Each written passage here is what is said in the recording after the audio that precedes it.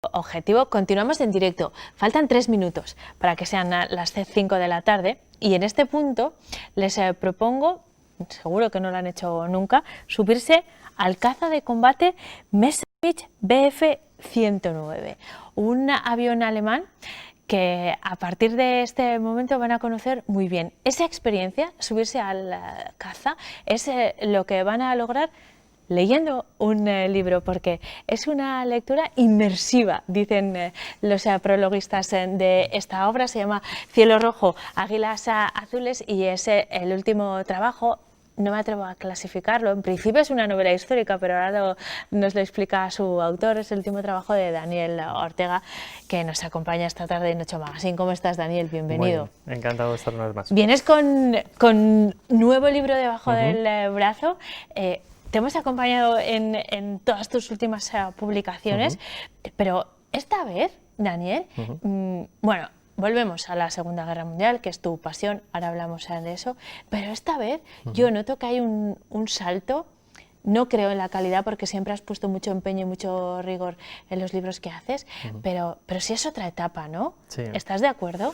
Sí, el salto ha sido no en calidad en cuanto al contenido, porque como siempre que escribo una novela histórica, me gusta que esté cimentada sobre sólidos pilares como es el rigor histórico, el rigor documental, las entrevistas, las visitas de turno a las distintas localizaciones, a todas las que puedo, las que me permite el tiempo, por supuesto, pero luego a nivel de editorial sí, ha sido un salto cualitativo enorme porque es un trabajo que está publicado con Actas, de una editorial de Madrid que es referencia nacional e internacional en cuanto a temática de historia militar, muy especializada en lo que es la temática que abordamos aquí en la novela, que es División Azul, Escuadrilla Azul, y la verdad que el salto cualitativo ya se nota hasta en la presentación de la obra. Eso es. Un libro que, por cierto, ya pueden encontrar en las librerías, las principales librerías de la ciudad, por supuesto también online, ¿no? En Amazon. Sí, plataformas. A través de tus redes también. Continúas en el marco de la Segunda Guerra Mundial, que es tu especialidad, Daniel. Bueno, es un tema que me gusta. Las dos guerras mundiales, la primera y la segunda, son la verdad que es los dos conflictos del siglo XX que más me llaman la atención.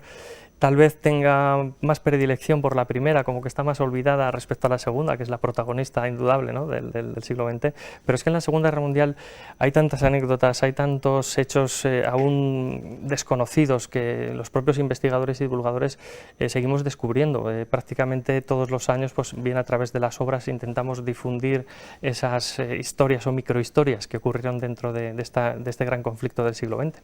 Es el caso de la Escuadrilla Azul, que yo, la verdad, confieso mi ignorancia, Daniel, pero yo no la conocía y leyendo los apuntes sobre tu libro, lo comparabas un poco con la División Azul, que está siempre presente en esa parte de la historia, y sin embargo la Escuadrilla Azul, que fue un grupo pionero con algunos burgaleses en ella, por cierto, pasa totalmente desapercibida. ¿Quiénes eran y por qué surge esta escuadrilla? ¿Con qué objetivo? Bien, el objetivo es claro.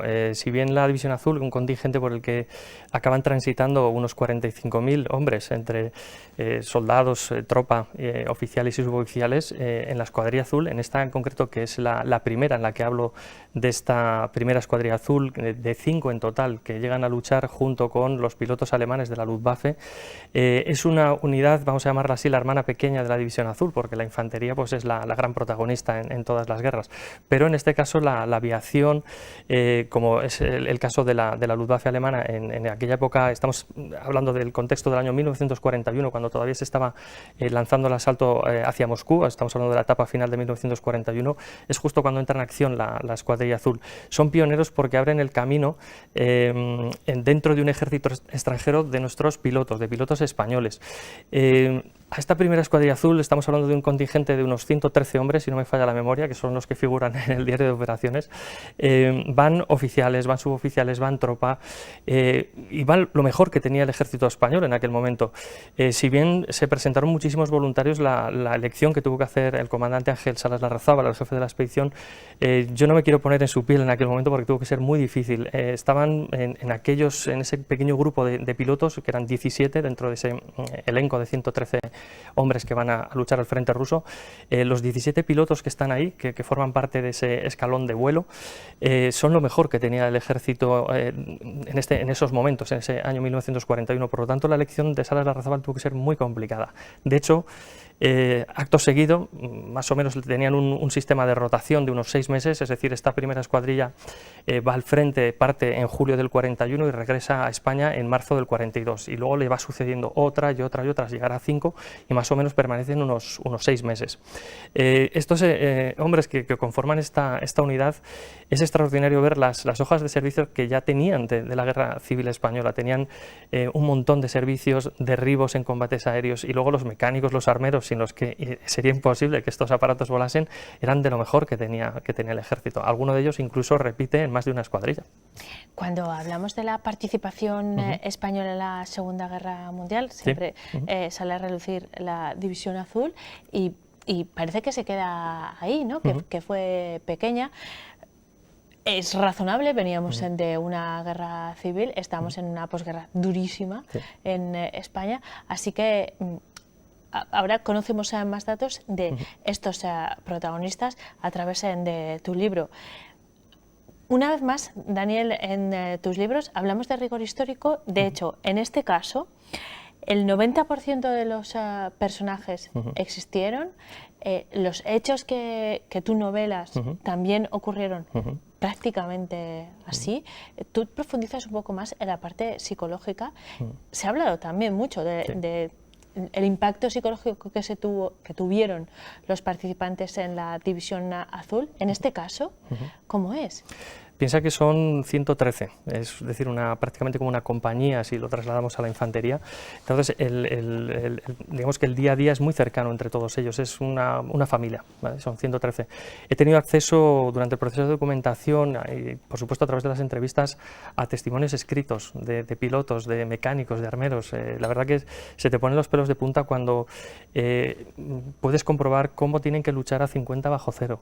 Es el invierno más duro que ha padecido Europa durante el siglo XX, estamos hablando del invierno del 41 y 42, y la verdad que te sorprende cómo chavales, algunos de ellos de 18 años, de 19 años, encargados del mantenimiento de estos aparatos o de hacer protección de escolta, ¿no?, como soldados normales de esos aeródromos de campaña donde estaban, tienen que lidiar con el clima, pero luego también con el temible Ejército Rojo. En el año 41, muchos de estos hombres de la primera escuadrilla azul pensaban que iban a llegar tarde a la victoria alemana sobre la Unión Soviética. Y dices, pero ¿cómo es esto posible? Claro, luego se dan cuenta, y este es el apartado psicológico que quiero hacer comprender a todos los lectores, que tú estás en la mejor fuerza aérea que existe en el mundo en esos momentos, que es la alemana. Lógicamente luego con el transcurso de la guerra se va a desgastar y va a quedar hecha trizas, lógicamente ya en 1945. Pero en estos momentos, en el año 41, piensa que en el año 41, en junio de ese año, se lanza la Operación Barbarroja, la operación bélica más grande que ha conocido el ser humano prácticamente, y se lanzan hacia Moscú. Muchos de estos aviadores parten de España en el año 41, pero en el mes de julio, es decir, un mes después de que haya comenzado esa invasión de Alemania hacia la Unión Soviética. Muchos de ellos ven los noticieros, los documentales que les presentan los alemanes, y ven esos avances, esas bolsas de prisioneros, todos esos rusos que acaban metiendo en campos de prisioneros, y dicen, madre mía, vamos a llegar tarde a la victoria. Y esa es la mentalidad que tienen en el año 41. Pero cuando ya llega el mes de diciembre, ven que los primeros compañeros empiezan a morir y que no llega esa victoria sobre el Ejército Rojo. En algunos casos vemos cómo la moral empieza a decaer, y eso en algunos personajes que, como bien comentabas, lo trato de la forma más rigurosa posible, ocurrió. Hubo gente que empieza a perder esa fe en una posible victoria sobre el Ejército Rojo, y la verdad que el propio comandante Salas tiene que luchar ya no solo contra el rigor del clima, el ejército enemigo, sino contra una posible situación de colapso de la moral dentro de sus hombres. Daniel, decía al principio de esta conversación que no íbamos a hablar no iba a clasificar si era una novela histórica o qué tipo de libro estábamos abordando. En teoría es una novela histórica como tus anteriores trabajos. Sin embargo, los prologuistas dicen que el rigor histórico del contenido es tan grande que podríamos hablar de un ensayo novelado. Tú, como autor, ¿qué has querido hacer o qué te ha salido? Novela, yo iba por la novela. Lo que pasa que, como bien dice tanto Carlos Caballero Jurado como Francisco García Torres, Perdón, Francisco Torres García, son dos referencias a nivel nacional e internacional en División Azul, en Escuadrillas Azules. Ellos cuando leyeron el manuscrito, te puedes imaginar, cuando me devuelven sus impresiones yo estaba temblando como un flan, y aquí lo confieso ante las cámaras, porque claro, son dos autores de referencia que hemos leído todos los que nos gusta la historia militar y en concreto pues de estas unidades, y la verdad que cuando dijeron, tío, te has pasado con la documentación, has hecho un gran trabajo, ellos son historiadores, y que te digan eso, pues la verdad que es yo creo que va a ser la mejor recompensa. Los lectores, por supuesto, habrá gente que le guste, habrá gente que no le guste, pero todo el mundo va a aprender lo que fue la Escuadra Azul. Pero no lo vamos a dejar ahí, lo vamos a poner en datos, ese trabajo de documentación. Has estado 3 años trabajando en este libro y como haces habitualmente, mucho trabajo de documentación, muchos archivos visitados hasta físicamente, en algunos casos digitalmente también, muchos viajes, Daniel, 3 años y después todos esos datos, como siempre te digo, hay que sentarse a ordenarlos, recabarlos. Es apasionante, pero después hay que ordenarlos, darles forma y hacer una novela de todo esto. ¿Ha sido un proceso largo, el más complicado al que te has enfrentado? Sin duda, sin duda, porque recuerdo que cuando documenté los libros que tengo sobre Berlín, la batalla de Berlín, que son 2 tomos y en total 1100 páginas de obra, fue un trabajo mayúsculo, pero lo de esta novela ha sido, vamos, estoy sudando ya solo de recordar algunas sesiones de trabajo. Piensa que también me he tenido que desplazar al extranjero a visitar emplazamientos, y la verdad que el trabajo de documentación pues me habrá llevado prácticamente la mitad del tiempo entre entrevistas, porque no puedo concertarlas todas el mismo día en el mismo lugar.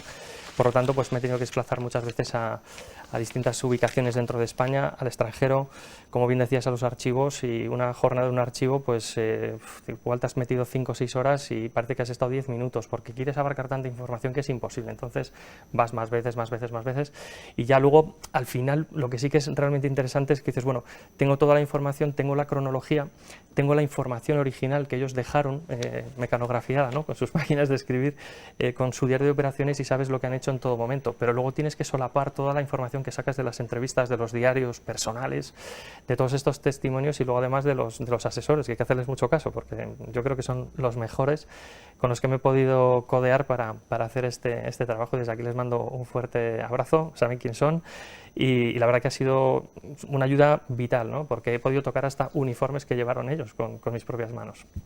Cualquier día te vemos con uno de ellos, que eso no es tan raro en Daniel. Bueno, ya llegará ese momento. Ahora lo que podemos hacer es disfrutar de este viaje que nos propone Cielo Rojo Águilas Azules, que ya está en las librerías y en las principales plataformas de distribución. No te voy a preguntar por tu próximo trabajo, porque seguro que en menos de un año estás aquí contándonoslo. No sé. Así que, bueno, de momento vamos a disfrutar de este y todo llegará. Daniel, muchísimas gracias como siempre y hasta pronto, hasta el próximo libro. Gracias. Muchas gracias. Nosotros en 8 Magazine vamos a hacer un alto en el camino. Tras la pausa para la publicidad vamos a hablar de las ayudas que ha concedido por segunda oleada, además, Cruz Roja Española a algunas de las personas afectadas por la pandemia. Les damos más detalles después de la publicidad. Son las 5:11, volvemos enseguida.